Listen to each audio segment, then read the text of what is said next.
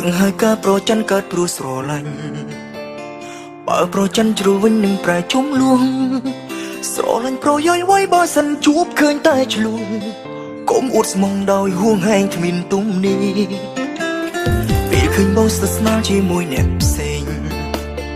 អូនតែគិតខ្លួនឯងថាបងស្នេហ៍គេមិនដែលគិតថាការស្និទ្ធស្នាលជាមិត្តភក្តិទេរករឿងឥតហេតុរីករាលជាបញ្ហាហត់ឬនៅប្រច័នបងច្រើនហើយដែរគឺមុំតែសម្រាប់ឲ្យជីវ៉ាយូរទៅស្រឡាញ់គ្នាឃើញតែបញ្ហា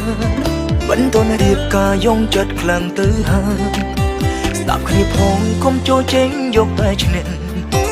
នៅមានអ្នកគុំថាបងកាចឡើយមិនបាយគ្នាតែសូមកិច្ចមួយរយៈហើយទុកពេលឲ្យត្រានត្រៃជាបាជុំងឺប្រច័នចេញសិន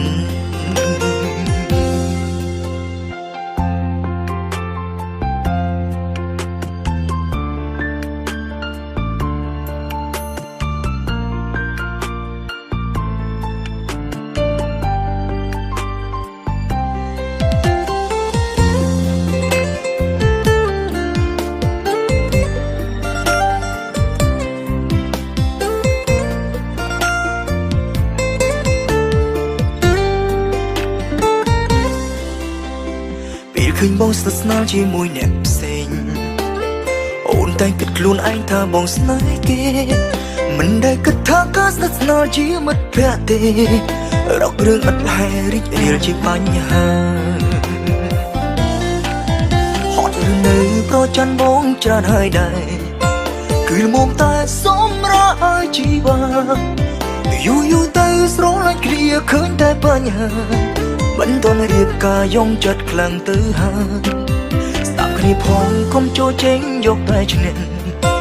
នៅមានអ្នកគុំថាបងកាចឡើយមិនបាយគ្នាតែសូមកិច្ចមួយរយៈហើយទុកពេលឲ្យត្រានត្រៃជាបាជុំងឺប្រច័នចេញសិនហត់ឬនៅប្រច័នបងច្រើនហើយដែរគឺមុំតែសម្រាប់ឲ្យជីវ៉ាយូរទៅស្រឡាញ់គ្នាឃើញតែបញ្ហាមិនតន់រៀបការយងចិត្តខ្លាំងទៅហើយស្ដាប់គ្នាផងកុំចូលចេញយកតែឈ្នះ